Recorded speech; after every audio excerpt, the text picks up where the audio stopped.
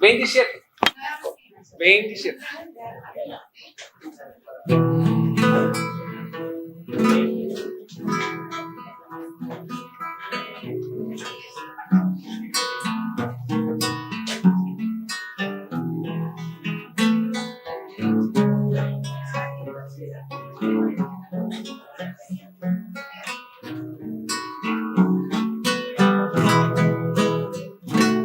Día en día, Cristo está contigo, te consuela en medio del dolor, pues confiando en su poder eterno, no me afano ni me da temor.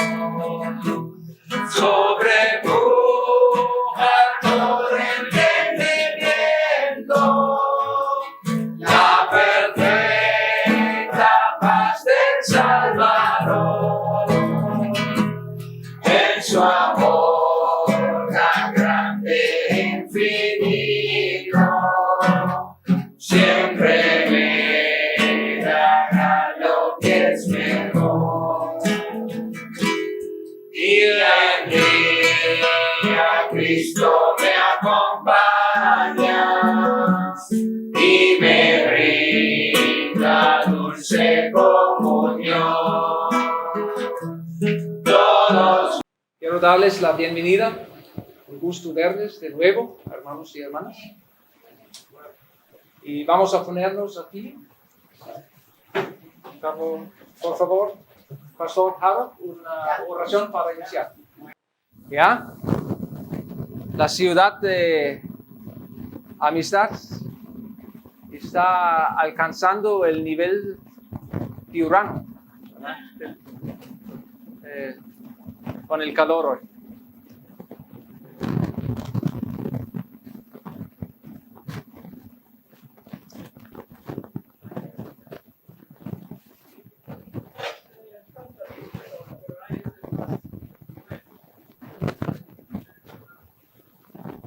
Ya en un momentito leamos Nehemías 5, pero antes una pequeña introducción, porque la escena cambia dramáticamente del muro de Jerusalén a las urgentes necesidades económicas de la gente, a su trabajo como director de obra.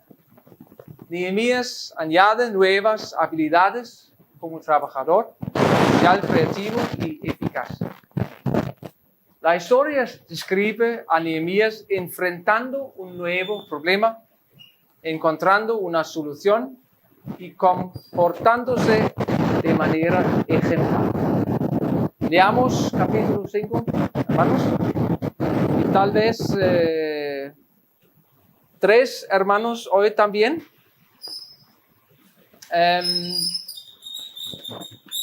Desde versículo 1 a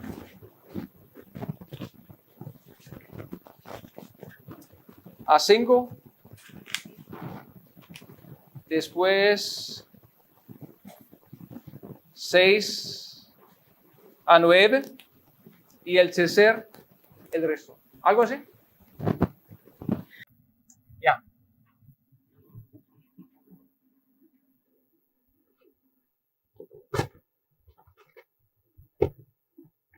Si el título hoy es la compasión de los tiempos, vamos a examinarlo bien adelante.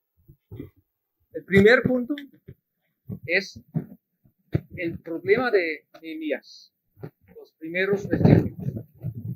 Tanto los hombres como sus esposas levantaron un gran clamor de queja contra sus hermanos judíos, en versículo 1. Por algunos alarmantes actos de justicia que habían resultado en pobreza e injusticia generalizadas. ¿Es algo actual en nuestro mundo de hoy? Sí, no es cierto. Lamentablemente muy actual. Varios factores se habían combinado para producir producir una situación en la que muchas familias se habían visto reducidas a la indigencia y la desesperación. Ya hemos visto que para construir el muro, el equipo de albañiles y trabajadores había sido reclutado de una amplia zona, ¿no es cierto? Muy grande, 30-35 kilómetros fuera de Jerusalén. Muchos de los pueblos y aldeas de Judá proporcionaron hombres y mujeres para las alturas terrenas de quitar los escombros, limpiar y volver a dar forma a las piedras grandes y reponerlas hábilmente a lo largo de las paredes en 40 secciones diferentes. Impresa. Para emprender esta obra, el pueblo había dado un paso de fe. Habían dejado sus oficios y profesiones normales, sus granjas y minifundios, por un periodo de 2 meses, algo así. Y el sacrificio ahora comenzaba a afectar más profundamente el hogar y la vida familiar. Con el principal sostén de la familia lejos de casa, muchas familias numerosas, versículo 2, se quedaron sin alimentos. Fue la realidad. Aunque en ese tipo de economía precaria, 8 semanas fuera del trabajo inevitablemente crearían serias dificultades. Las dificultades económicas de Judá no se debieron simplemente a los eventos de los últimos meses. La región había atravesado anteriormente un periodo de hambruna y los suministros de alimentos se habían vuelto escasos. Y los comerciantes codiciosos aprovecharon la oportunidad para inflar el precio del grano. Es algo conocido en este país. Y durante la pandemia también. Recuerdo en Arequipa, unas empresas dijeron que por la guerra en Ucrania tenemos que subir los precios, aunque no hubo una conexión. ¿Entienden? Hay comerciantes que saben muy bien aprovechar la oportunidad para subir los precios. Y algunas personas se vieron obligadas a hipotecar sus campos, viñedos y casas para reunir dinero a fin de alimentar a sus familias hambrientas. Versículo 3. Además, los impuestos de los reyes persas sobre sus campos y viñedos habían sido aumentados para hacer frente a los crecientes gastos imperiales. Y, como resultado, a muchas personas les fue imposible hacer frente a estas cargas adicionales. La mención del impuesto real en los oídos del gobernador seguramente atraería la atención y crearía preocupación. Atención, preocupación.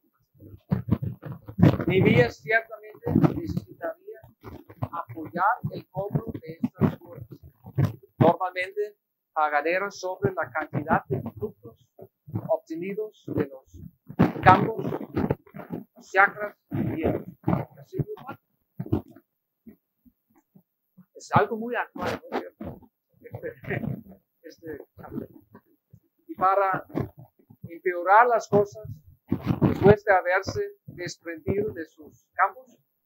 Algunas de estas familias indigentes se encontraban en una situación financiera tan desesperada que se habían visto obligados a vender a algunos de sus familiares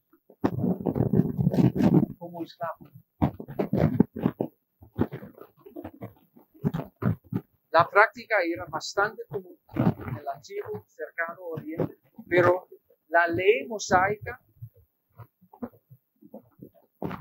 preveía la completa restauración de la libertad de todos los esclavos después de un periodo de servicio de 6 años. Está en Levíticos capítulo 25. La ley también insistía en que los deudores debían ser liberados de toda responsabilidad patrimonial cada 7 años. Deuteronomio 15.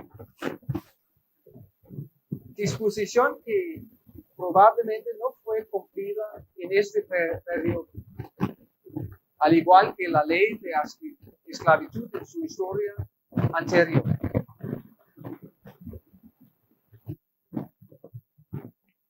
Es así que algunos prestamistas israelitas sacaron provecho de esta dificultad económica y aumentaron la angustia al exigir tasas de interés exorbitantes, una práctica condenada por la palabra de Dios.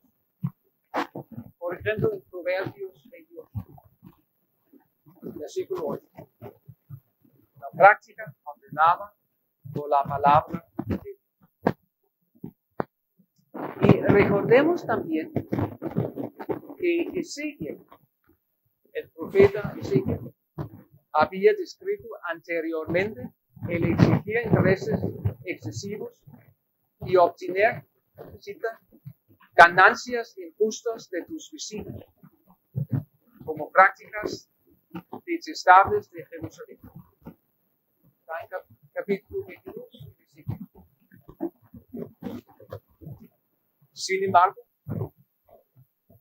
a pesar de esa condenación y su amenazante consecuencia, aquí estaban en el próximo siglo repitiendo una de las ofensas que los había llevado al exilio. Para cumplir con las demandas curativas de los prestamistas codiciosos, los prestatarios se habían visto obligados a venderse a sí mismos o a sus hijos e hijas a la esclavitud. Versículo 5. A pesar de que la ley de mosaico prohibía expresamente el cobro de intereses sobre préstamos hechos por compatriotas israelíes, como hemos visto. Tan flagrante indiferencia a la enseñanza de la palabra de Dios era un pecado que no podía pasarse por alto.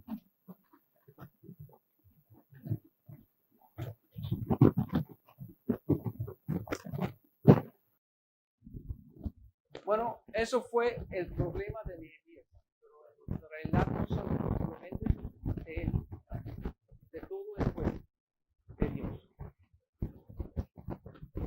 Entonces, ¿cuál fue la solución de Nehemías?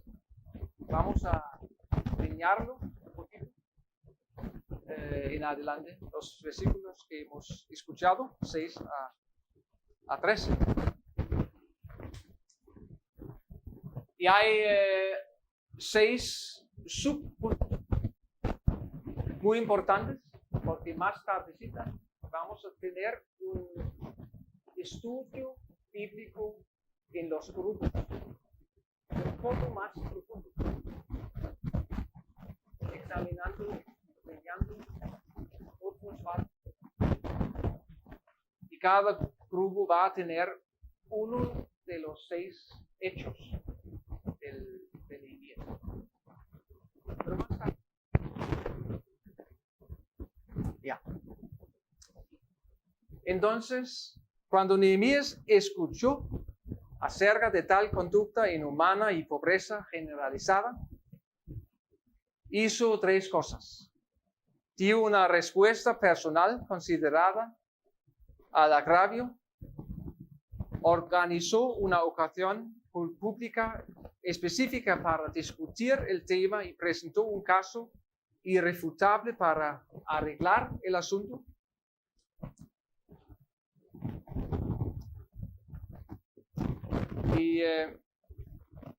O tal vez dije 3 cosas, pero hubo 2. O sea, vamos a ver los 2 puntos por punto.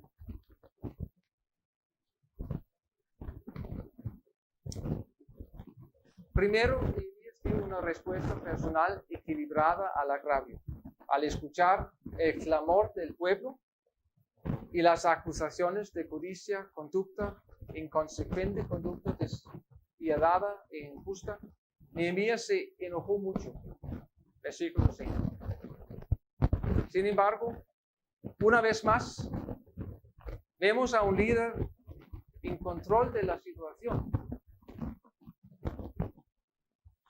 Aunque estaba emocionalmente agitado por lo que lo angustiaba, dijo: dominé mi sentimiento. La ira es una respuesta apropiada, pero no suficiente. La angustia emocional fue seguida por la reflexión intelectual. Fue un proceso, la ira y la reflexión. Enfrentando un problema tenso, difícil y generalizado, Nehemías dice que meditó la situación en su mente y solo entonces acusó a los nobles y oficiales. Versículo 7. Y su respuesta tiene 3 niveles: el emocional, el intelectual y el volitivo. El corazón se conmueve, parece que está muy enojado. La mente descompone, los ponderé, y la voluntad se motiva y luego se acusa. Cuando las buenas personas en nuestro mundo escuchan acerca de la crueldad, o las personas atentas escuchan acerca de la crueldad, la opresión y la discriminación, con frecuencia se conmueven por lo que ven en los boletines de noticias de televisión y leen en sus periódicos o por las redes sociales. Pueden enojarse mucho por tal negligencia y brutalidad terribles, pero con demasiada frecuencia la respuesta permanece en ese nivel de lo meramente emocional. Y luego, a menudo bajo la presión de la fatiga de la compasión, se evapora en el aire.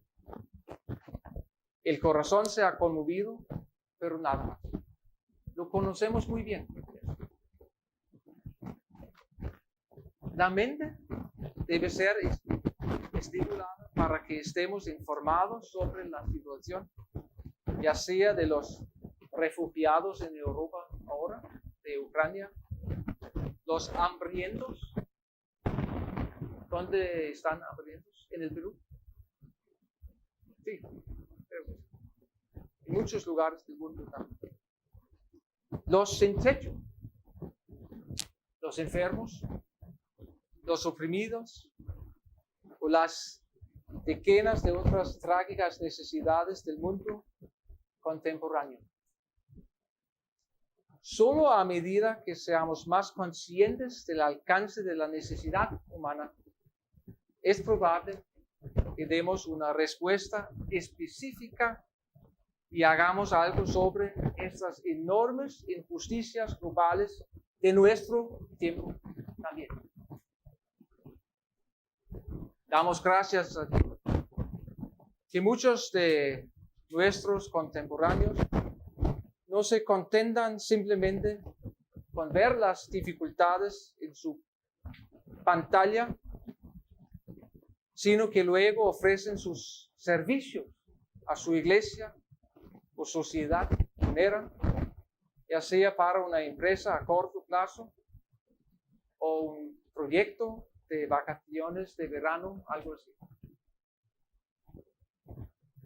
A la respuesta emocional le sigue una indagación intelectual que plantea en particular el trabajo en favor de las personas necesitadas.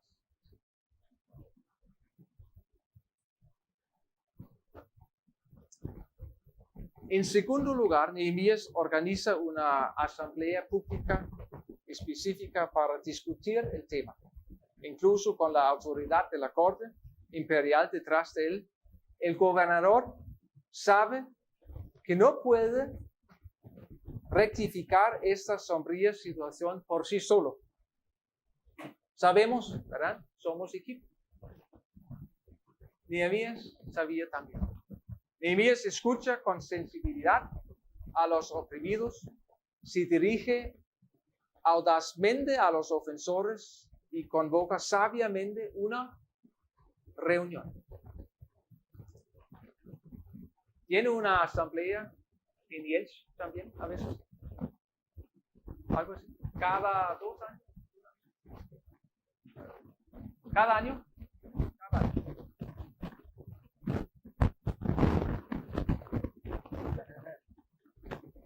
Bueno, no sería suficiente en privado acusar a los príncipes y funcionarios de un error a la mano. Las familias pueden expresar sus quejas directamente a estos ciudadanos capaces. Así que convoqué una gran reunión para tratar con ellos. Versículo 7. Nehemías sabía que no serviría simplemente para obtener un acuerdo verbal rápido con el delincuente individual.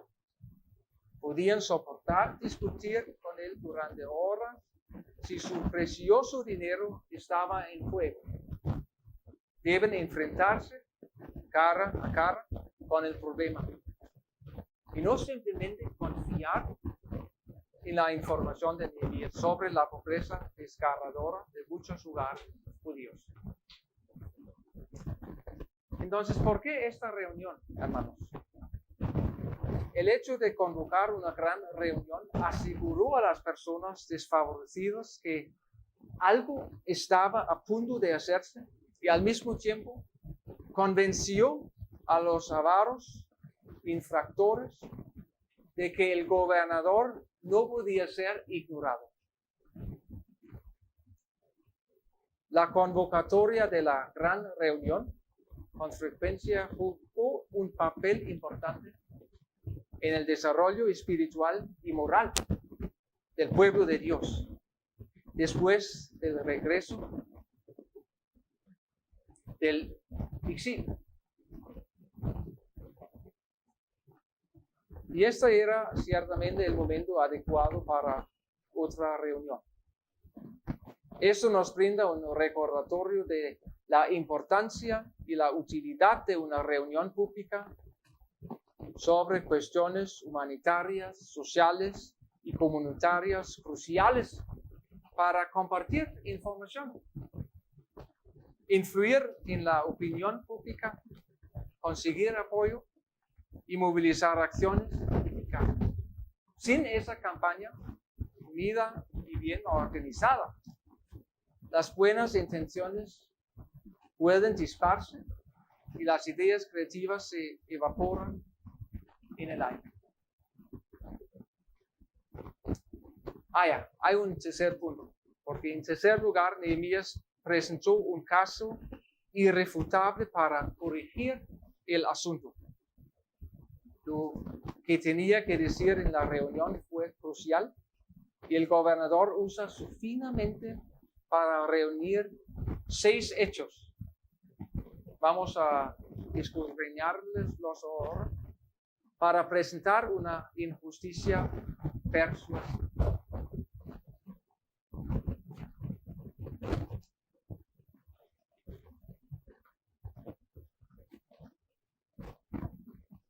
Vamos a los 6 hechos. El primer Vamos juntos. La apelación de la conciencia. Entonces la espantosa situación era tanto más angustiosa que antes del regreso de Nehemías. Algunos compatriotas empobrecidos se habían visto obligados a venderse a sí mismos, como hemos escuchado, pero siempre que fue posible habían pagado generosamente por sus paisanos que fueron vendidos como esclavos. Está en versículo 8. Ahora sin casas ni tierras y en una pobreza aún más profunda, muchos se vieron obligados a regresar a esa esclavitud, esta vez en hogares israelitas.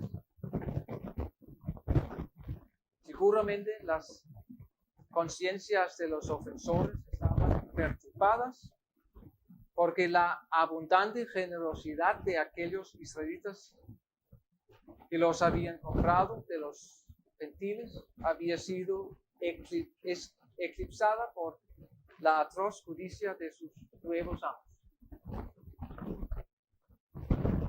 La apelación a la conciencia.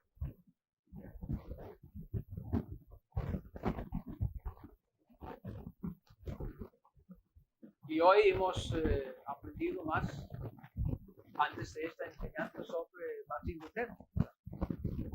Para él también la conciencia fue muy importante. Porque en la conciencia tenemos conciencia con Dios. Nos ha dado para hablar.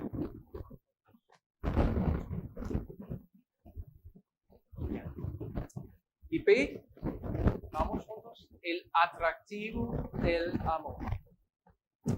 Si otro de los aspectos más alarmantes de esta crueldad fue que los ofensores habían ignorado la relación especial que todo fiel israelita tenía con los demás unidos por el mismo pacto. Y estos vecinos desposeídos eran sus hermanos judíos y estaban acusados de venderlos. Esa dimensión de relaciones interpersonales únicas fue una característica marcada del pacto de Dios con su pueblo. Disfrutaban de una relación especial no solo con Dios, sino entre ellos. El uso repetido de hermanos por parte de Nehemías tiene la intención de confrontarlos con otro aspecto de su obligación del pacto que habían pasado por alto o ignorado. Las leyes de Moisés sobre la generosidad hacia los deudores y la bondad hacia los demás enfatizan repetidamente la naturaleza de esa relación fraternal. El empobrecido es un hermano pobre. Es un hermano pobre. Un hermano necesitado. Estas personas pertenecen a la misma familia de fe y deben ser amadas, no robadas. Amadas, no robadas. Vamos juntos. Amadas, no robadas. Y sé la apelación de la moralidad, juntos. La apelación de la moralidad. Sobre la base del argumento de la conciencia y la compasión, Nehemías luego apela a su sensibilidad moral. Así que continúe. Lo que están haciendo no está bien. Su exposición no fue simplemente diseñada para hacerlos sentir incómodos con sus estilos de vida rapaces, sino para confrontarlos con obligaciones morales esenciales en una sociedad buena y justa.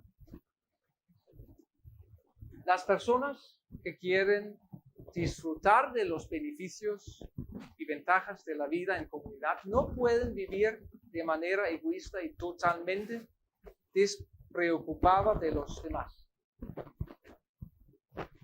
Vemos que los 10 mandamientos proporcionaron a la gente un patrón de vida que trae compañerismo, comodidad y seguridad. ¿Cuáles son los 10 mandamientos, hermanos? El primero, ¿qué dice? El primer mandamiento. Y número 2. Si no tomarás el nombre de un en vano, sí. Y número 3. Santificarás el día de reposo, ¿se llama? Y 4. Honrar. Exactamente. Y 5. No.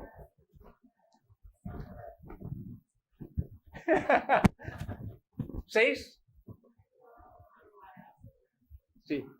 No cometerás actos impuros, o se puede traducir en otras formas. Y 7. No robarás. Y 8. No dirás ni mentiras. 9. No consentirás pensamientos ni deseos impuros. No codiciarás. Sí, los bienes ajenos, sí, incluido mujer, cosas otras. Vemos entonces que los 10 mandamientos proporcionaron a la gente un patrón de vida que trae compañerismo, comunidad y seguridad. ¿La ley de Dios es buena? Sí. Pero la vida comunitaria no solo ofrece privilegios, sino que también exige. Los 10 mandamientos proporcionaron ese patrón de cuidado comunitario, así como también de responsabilidad espiritual.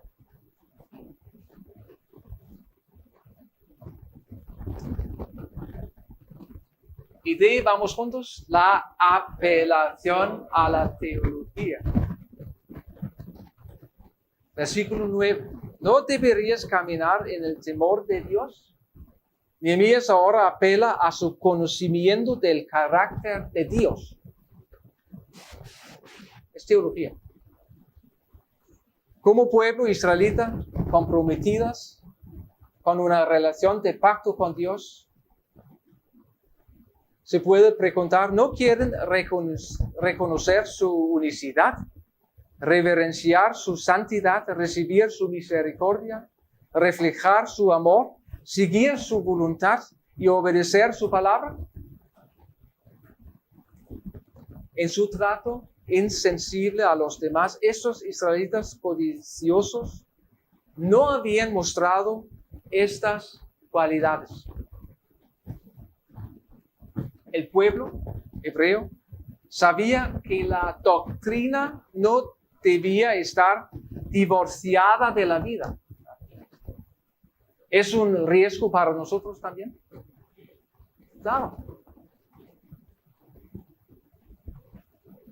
La creencia y el comportamiento son los componentes inseparables de la fe auténtica.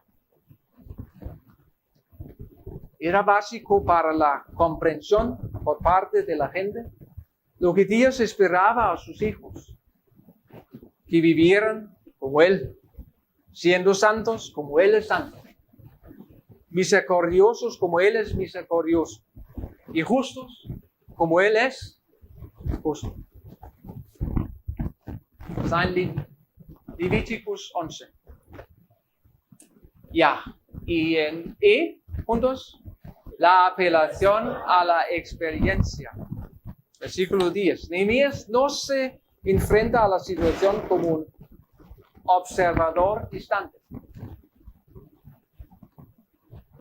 Él también está involucrado personalmente en lo que está sucediendo y les dice a los ofensores: yo y mis hermanos y mis hombres también estamos prestando dinero y grano a la gente.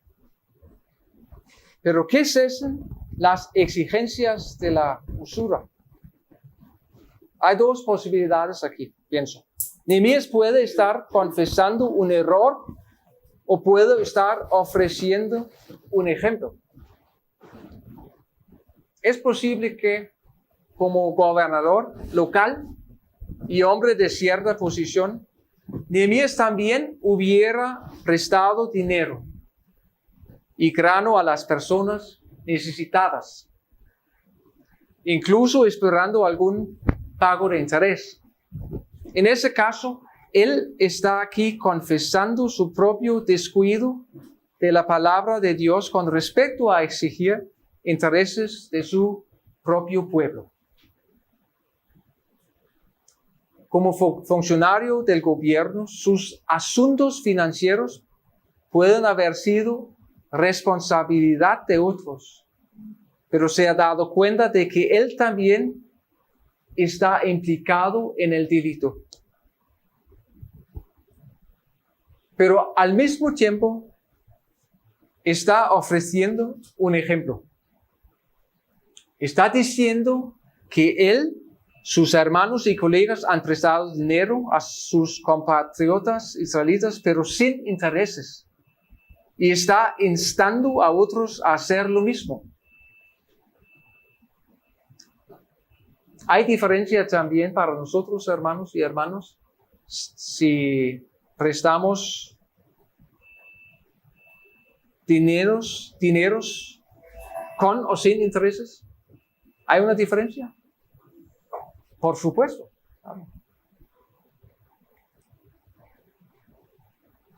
Siguiendo generosamente el patrón del año jubilar, deben liberar la propiedad que han tomado como garantía contra los préstamos y también devolver el interés que han exigido.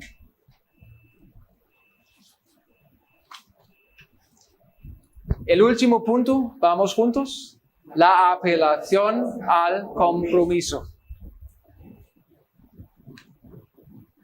Entonces, los gobernadores exigen que se rectifique sin demora la situación, diciendo: devuélvanles inmediatamente sus campos y también la usura que les están cobrando.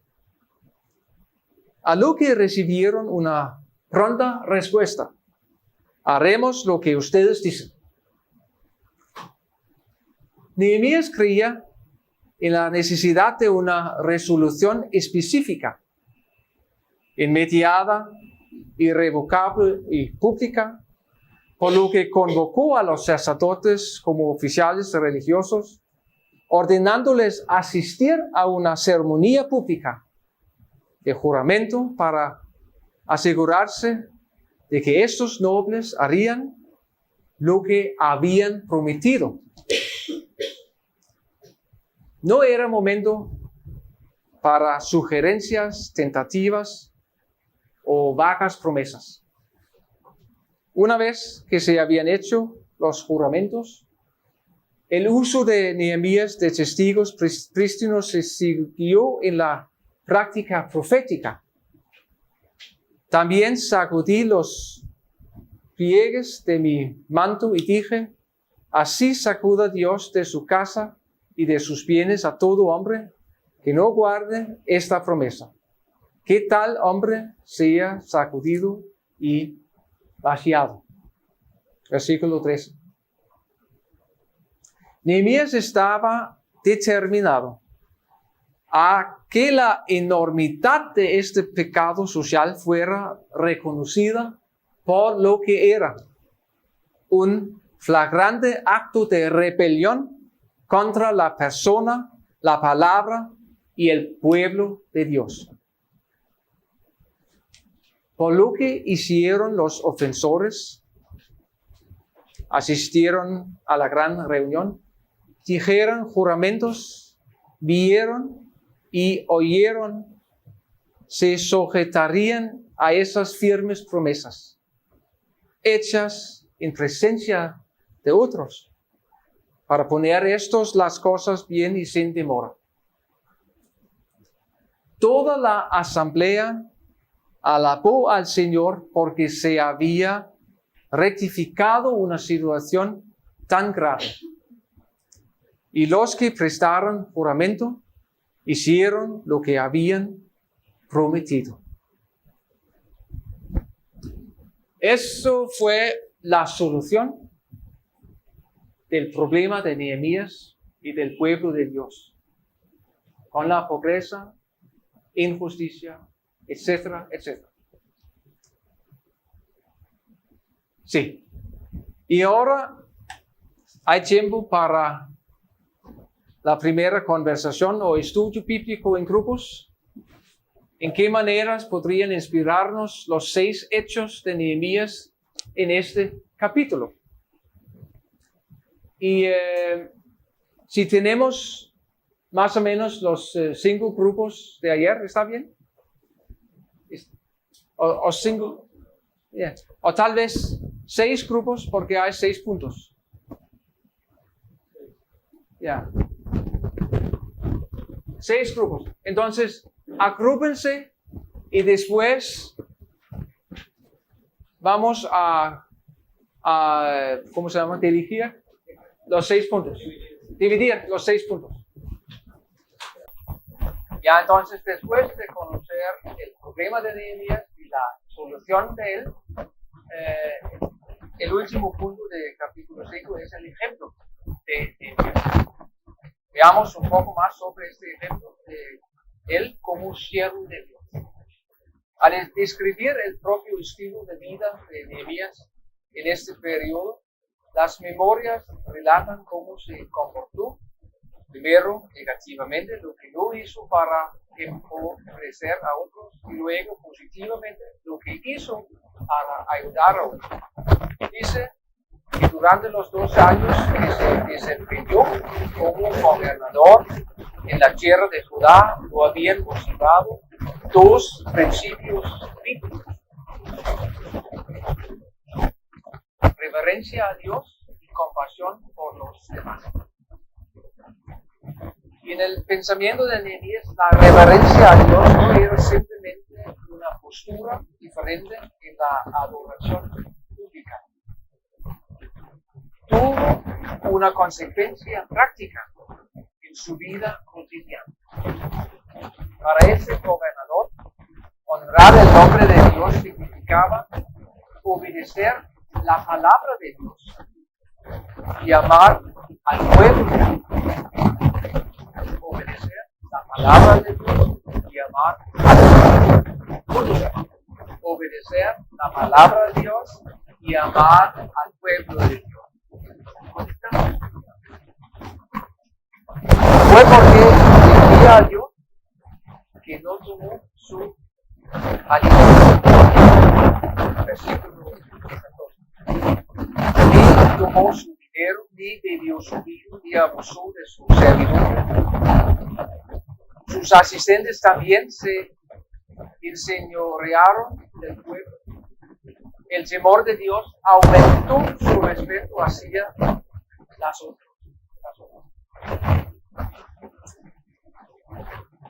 Hechas de la imagen de Dios. Y era un principio espiritual controlador en la vida de Nehemías. Adoraba a un Dios que era imponente. Y como otros siervos de Dios encontraban deleite en reverenciar el nombre de Dios. Y ese temor reverencial determinaba el carácter del pueblo de Dios.